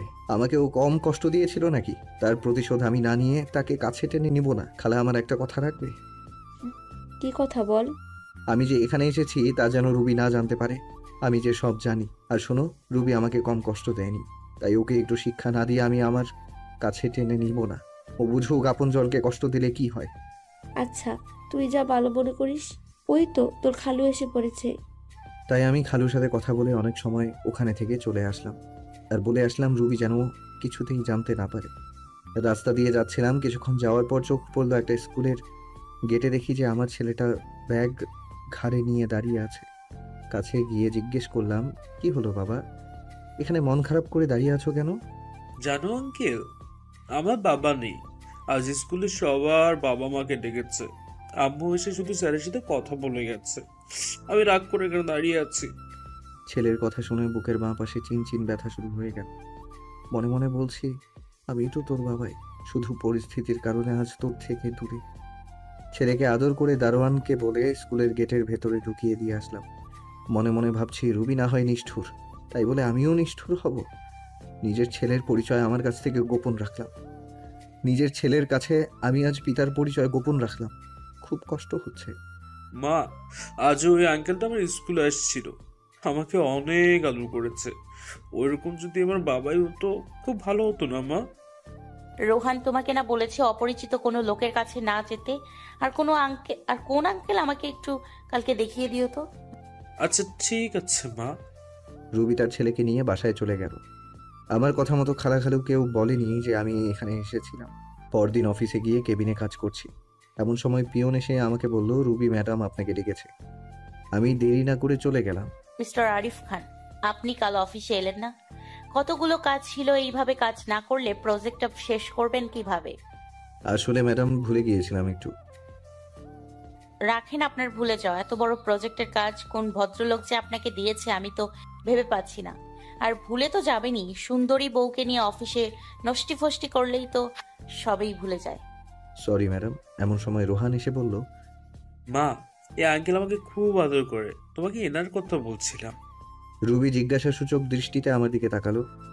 আমি তার মুখে একটু খুশির ছাপ দেখতে পাচ্ছি। তারপর আবার কঠোর রূপ ধারণ করলো। তোমাকে না বারণ করেছি অপরিচিত ফালতু লোকের কাছে না যেতে? আমার দিকে তাকিয়ে কথাটা বলল। মা, আঙ্কেল খুব ভালো। তুমি ফালতু বলছো কেন? চুপ, একদম চুপ। বেশি পাকনা হয়ে গেছো না? আর এই যে মিস্টার আরিফ, আপনি আমার ছেলের সাথে আর মিশবেন না, এই বলে দিলাম। মুহূর্তের মধ্যে মনটা খারাপ হয়ে গেল। ফালতু কি আমি নাকি তুমি নিজেই রুবি? খুব বলতে ইচ্ছে করছে। রুবি, কি দেখেছো তুমি আমার মাঝে ফালতুর মতো কার্যকলাপ? বলতে গিয়ে আর বললাম না। কেবিন থেকে এক বুক হতাশা নিয়ে বেরিয়ে আসলাম। মা হয়ে কেমনে নিজের ছেলেকে তার বাবার সাথে মিশতে দেয় না, খুব কষ্ট লাগছে। আচ্ছা, আমিও তোমাকে বুঝিয়ে দেবো রুবি কষ্টের উপলব্ধিটা কেমন। অফিস শেষে রিমিকে বললাম আমার সাথে ঘুরতে যাবে নাকি। রিমিও রাজি হয়ে গেল। আমি আর রিমি একটা পার্কে বসে আছি। আমার মন খারাপ দেখে রিমি জিজ্ঞেস করলো, মন খারাপ কেন আরিফ? কই কিছু না তো, এমনি। আচ্ছা একটা কথা বলো তো আরিফ। কি? রুবি ম্যাডাম কিছুদিন থেকে তোমাকে চোখে চোখে রাখছে। আমার সাথে হেসে হেসে কথা বলে প্রচুর রাগ হয়। সেদিন আমাকে জিজ্ঞেস করলো, তোমাদের আচরণ দেখে মনে হলো স্বামী স্ত্রী। কতদিন হয়েছে তোমাদের বিয়ে হওয়ার? আর আরো অনেক কথা বলেছে। আচ্ছা তোমার সাথে রুবি ম্যাডামের কোনো সম্পর্ক আছে? আমি দীর্ঘশ্বাস ফেলে জবাব দিলাম, থাক না ওসব কথা। বলো না আরিফ। আমি তোমাকে আমার স্ত্রীর কথা বলেছিলাম না? রুবি সেই আমার স্ত্রী। কথাটা বলতেই রিমি অবাক হয়ে গেল। এই হচ্ছে তোমার বউ? আমি রুবিকে সবকিছু বলবো, তোমাকে মেনে নিবে? কিচ্ছু বলতে হবে না তোমাকে, যা করার আমি করব। তারপর রিমিকে বললাম, তুমি শুধু অফিসে আমার সাথে প্রেমের অভিনয় করবে, এটুকুই। অনেকক্ষণ নীরব থেকে রিমি মাথা নেড়ে হ্যাঁ জবাব দিল। রাতে দুজনে একসাথে বাসায় ফিরে আসলাম। খাওয়া দাওয়া শেষ করে বিছানায় শুয়ে পড়লাম। কি করব কিছুই বুঝতে পারছি না। ভাবতে ভাবতে ঘুমিয়ে পড়লাম। সকালে ঘুম ভাঙলো অ্যালার্মের শব্দে। তারপর রিমির ফুফু নাস্তা দিল, খেয়ে অফিসের উদ্দেশ্যে বেরিয়ে গেলাম। অফিসে পৌঁছে রিমিকে বললাম, তুমি ভেতরে যাও, আমি একটু পাশের দোকান থেকে আসছি। কিছু সময় পর অফিসে ঢুকলাম, গিয়ে দেখি রিমি আর রুবি বসে বসে কাজ করছে। এই জানো, কি করছো ওখানে? তুমি এখানে কেন? চলো আমার কেবিনে চলো। রুবির দিকে তাকিয়ে দেখি রাগে লাল হয়ে গেছে, মনে হচ্ছে এখনই চিবিয়ে খেয়ে ফেলবে। ও বাবু, দেখছো না কাজ করছি, পড়ে যাব তো। হ্যাঁ, এত বড় লোকটাকে বাবু বলছে, রুবি বিড়বিড় করে বলল। আচ্ছা জানো, আমি এখন যাই। একটা ফ্লাইং কিস ছুঁড়ে মারলাম, ভালো লাগছিল না, তাই অফিসের ছাদে চলে গেলাম। গিয়ে দেখি আমার ছেলে একটা বল নিয়ে খেলছে। আমাকে দেখা মাত্রই আমার কাছে আসলো। তোমার আম্মু বকা দিবে না আমার কাছে আসছো যে? আম্মু অনেক পচা, আমার সাথে অনেক রাগ করে। তাই বুঝি বাবা। ছেলেকে নিয়ে ছাদে দাঁড়িয়ে আছি, এমন সময় রুবি আসলো ছেলের খোঁজে। তোমাকে না আমি বলছি এখানে না আসতে, বাবু আসলে কেন? এই বলে ছেলেকে আমার হাত থেকে নিয়ে যাওয়ার জন্য আসলো। দাঁড়াও রুবি। অনেকটা অবাক হলো আমার কথা শুনে। এই সন্তান কার? আমার আর আমার স্বামীর। কেন, আপনার কি হয়েছে? তা তোমার স্বামীটাকে জানতে পারি? আপনাকে না জানালেও চলবে। আপনি কে হন যে আপনাকে বলবো? এ কথা শুনে নিজের রাগ কন্ট্রোল করতে পারি না, তাই ঠাস ঠাস করে দুটো চর বসিয়ে দিলাম। রুবির চোখ দিয়ে পানি পড়ছে, গাল দুটো ফুলে লাল হয়ে গেছে। এই সন্তানটা কার সত্যি করে বলো রুবি, না হয় আমার চেয়ে কেউ খারাপ হবে না। তোমাকে বলে কি লাভ, আর কি বা হও তুমি আমার? তাচ্ছিল্যের হাসি দিয়ে বললাম, অন্যতম যে স্ত্রী স্বামীকে মানে না, স্বামীকে চরিত্রহীন বলে গালি দিয়ে বাসা থেকে বের করে দেয়, তার কপালে যাই হোক স্বামী জুটবে না। শুনলাম তোমার নাকি বিয়ে হয়নি, তাহলে এই ছেলেটা কোথা থেকে আসলো? না জানি কার সাথে কি করে বেরিয়েছ। ছি! এই কথা বলার সাথে সাথে রুবি আমার কলার চেপে ধরলো আর বলতে লাগলো, মুখ সামলে কথা বলো আরিফ, আর একটাও বাজে কথা বলে খুন করে ফেলবো। আমি এক ঝটকায় রুবির হাত ছাড়িয়ে পেছন থেকে হাত দুটো মুচড়ে ধরে বললাম, সত্যি কথা বললে তো গায়ে লাগবেই। আমার লাগছে খুব, ছাড়ো প্লিজ। ছাড়ার জন্য তো ধরিনি, আগে বলো আমার কথাটা সত্যি নাকি মিথ্যা। রুবি চুপ করে আছে। তাহলে আমি ধরে নেব সব সত্য? তোমার যা ইচ্ছা মনে করতে পারো, প্লিজ আমার হাত ছাড়ো, লাগছে খুব। ওয়েট ওয়েট, এত অস্থির হচ্ছ কেন? সবে তো শুরু। আগে বলো এই সন্তান কার? চুপ। কি হলো, বলো না কেন? চুপ। আরে বলছো না কেন? কি হলো বলো। রুবি শুধু কেঁদেই চলছে। আঙ্কেল আঙ্কেল, তুমি মাকে ছেড়ে দাও, মা অনেক কষ্ট পাচ্ছে। ছেলের কথা শুনে আর ধরে রাখতে পারলাম না, ছেড়ে দিলাম। রুবি ছাড়া পেয়ে ছেলেকে জড়িয়ে ধরে কাঁদতে লাগলো। শক্ত করে জড়িয়ে ধরে আছে, মনে হচ্ছে আমি ছুঁ মেরে তার ছেলেকে নিয়ে যাব। রুবি ছেলেকে জড়িয়ে ধরে শুধু কেঁদে চলছে। আমি আবারও জিজ্ঞেস করলাম, রুবি এই সন্তানটা কার? কি হলো, বলছো না কেন? ওহ, বলবে বা কেন, নিশ্চয়ই কোনো আকাম কুকামের ফসল। রুবির চোখ দিয়ে শুধু পানি পড়ছে। আমি এ কথা বলে ওই স্থান ত্যাগ করলাম। অফিসে বসে নিজের কাজে মনোযোগ দিলাম। বলবো না আরিফ, আমি কিছুতেই আমার সন্তানের কথা তোমাকে বলবো না। এ সন্তান শুধুই আমার। তোমাকে বললে আমার সন্তানকে তুমি নিয়ে যাবে। আমি মা হয়ে এটা কিছুতেই সহ্য করতে পারবো না। এই জীবনে আমার নিজের দোষে তোমার ভালোবাসা হারিয়ে আজ আমি নিঃস্ব। এই সন্তান এখন আমার একমাত্র সম্বল। আমি যে আমার ছেলেকে ছাড়া বাঁচবো না। মা, মা তুমি কি ভাবছো? ওই আঙ্কেল তো তোমাকে কেন মেরেছে? বলো না মা, বলো না। এতটুকু বাচ্চাকে কি বলবে রুবি, নিজের করা ভুলগুলো? আর এই অবুঝ বাচ্চা কি বা বুঝবে? কিছু না বাবা, এমনি। এমনি তো কেউ মারে না মা, স্কুলের স্যাররা পড়া না দিতে পারলে খুব মারে। তুমি নিশ্চয় আঙ্কেলের কাছে পড়া দিতে পারোনি, তাই তোমাকে মারছে, তাই না? ছোট বাচ্চার মনের পরিধি যতটুকু সেই হিসেব করে বলছে কথাটা। রুবি কিছু না বলে ছেলেকে কোলে নিয়ে নিচে নেমে এলো। আমি অফিসের কাজ শেষ করে বাসায় ফিরে আসলাম। এভাবে কেটে যায় 1 মাস। এই 1 মাসে আমি রুবিকে যথেষ্ট কষ্ট দিয়েছি। এমন কোনো দিন নেই যে আমি রুবিকে কাঁদাইনি। রিমির সাথে প্রতিনিয়ত স্বামী স্ত্রীর অভিনয় করে গেছে। রুবি এতে খুব কষ্ট পেয়েছে, আর আমিও পেয়েছি রুবির কষ্টে কষ্ট পেয়ে। প্রজেক্টের কাজও শেষের দিকে। কয়েকদিন পর অফিসে গেলাম, গিয়ে দেখি রুবি আজ আসেনি। অনেকটা অবাক হলাম। অফিস শেষে বাসায় এসে শুয়ে পড়লাম। পরদিন সকালে ভাবছি রুবি কেন অফিসে আসেনি। না, আজ আমার ছেলেকে আমার কাছে নিয়ে আসবই। ওকে ছাড়া আমার একা একা ভালো লাগে না। অফিসে কাজ করে সন্ধ্যার দিকে চলে গেলাম খালাদের বাসায়। বাসায় গিয়ে কলিং বেল বাজাতেই রোহান মানে আমার ছেলে দরজা খুলে দিল। আমাকে দেখে খুশিতে বলল, আঙ্কেল। এমন সময় রুবি রান্নাঘর থেকে বেরিয়ে আসলো। আমাকে দেখে অনেকটা অবাক হয়ে গেল। এখানে কেন এসছো? আমার ছেলেকে নিয়ে যেতে এসেছি। তুমি যতই ওর কাছ থেকে আমার পরিচয় গোপন করো, কোনো লাভ নেই। কে তোমার ছেলে? খবরদার আমার ছেলেকে ছুবে না। এটা আমারই ছেলে রুবি। না, না মানে? এক্ষুনি ডিএনএ টেস্ট করাবো? তোমার যাই ইচ্ছা করো, আমার ছেলেকে আমি কোথাও যেতে দিব না। এই বলে রোহানকে জড়িয়ে ধরল রুবি। আমি হ্যাঁচকা টান দিয়ে রোহানকে নিয়ে আসলাম নিজের কাছে। ওকে কোলে নিয়ে যাচ্ছি এমন সময় রুবির চিৎকার, আমার ছেলেকে নিয়ে যেও না প্লিজ, আমার বুক খালি করো না, ফিরিয়ে দাও আমার বাবা সোনাকে। আমি কোনো কথায় কান না দিয়ে দরজার সামনে ছেলেকে নিয়ে এগিয়ে যেতে লাগলাম। রুবি আমার পায়ে পড়ে গেল। তোমার দুটি পায়ে পড়ি, আমার ছেলেকে নিয়ে যেও না। এই বলে কাঁদতে লাগলো। আমি হাত দিয়ে ধাক্কা দিয়ে রুবিকে সরিয়ে রোহানকে নিয়ে বেরিয়ে আসলাম। আঙ্কেল আঙ্কেল, আমাকে কোথায় নিয়ে যাচ্ছ? আঙ্কেল না বলে আমাকে বাবা বলো। আমি তোমার বাবা। সত্যি বাবা? হ্যাঁ, আমি তোমার বাবা। ছেলেকে নিয়ে নিজের বাসায় ফিরে আসলাম। বাসায় আসতেই রিমি জানতে চাইলো, সব বলে দিলাম। রাতের খাবার খেয়ে শুয়ে পড়লাম। বাবা বাবা। বলো।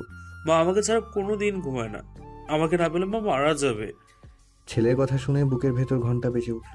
রুবি যদি সত্যি কিছু করে ফেলে? এমনিতে যে রাগ, ৭-৫ না ভেবে রোহানকে নিয়ে রুবির বাসায় রওনা হলাম।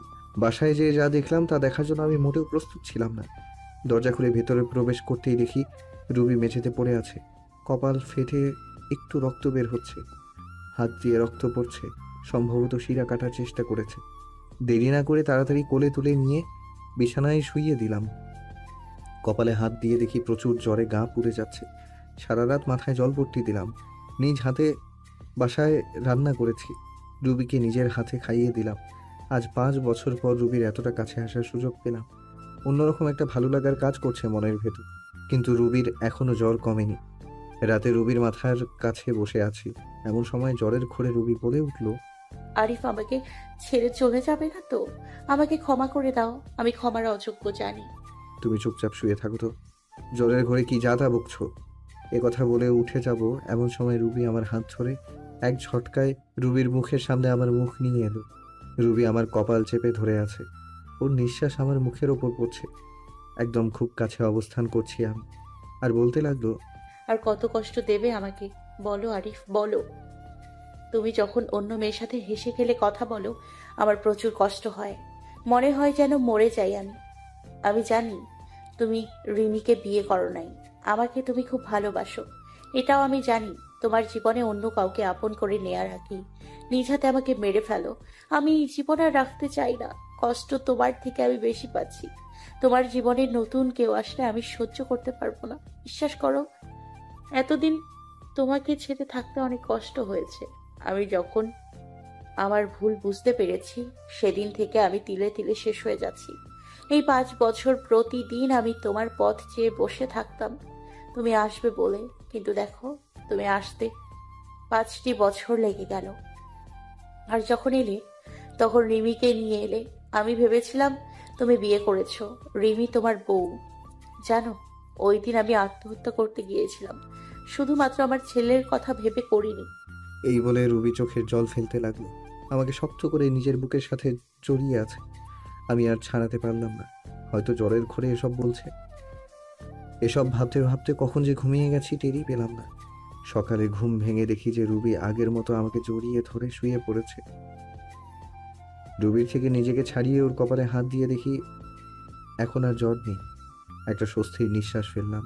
রুবিকে না ডেকে ফ্রেশ হয়ে অফিস চলে গেলাম। আসলে খালাখালু কেউ বাড়িতে নেই, তারা নাকি গ্রামের বাড়িতে গেছে।